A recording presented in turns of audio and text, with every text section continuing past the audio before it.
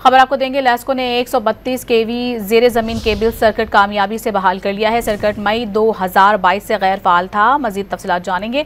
Don news के नुमाइंदे अली वकार हमारे साथ मौजूद हैं। अली, इस खबर से मुतालिक क्या बताएंगे तफसीलात?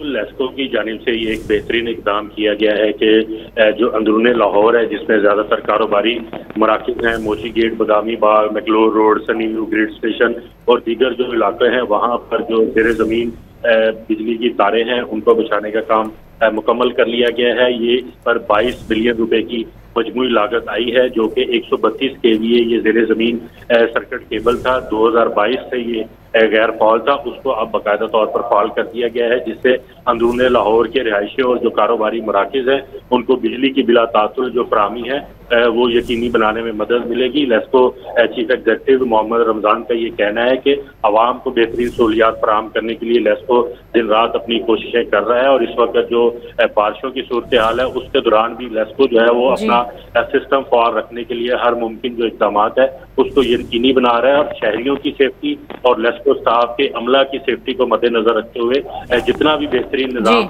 चलाया जा सकता है उसको चलाया जा रहा है। बहुत शुक्रिया अली वकार, तफसीली तौर पर आगाह करने के लिए।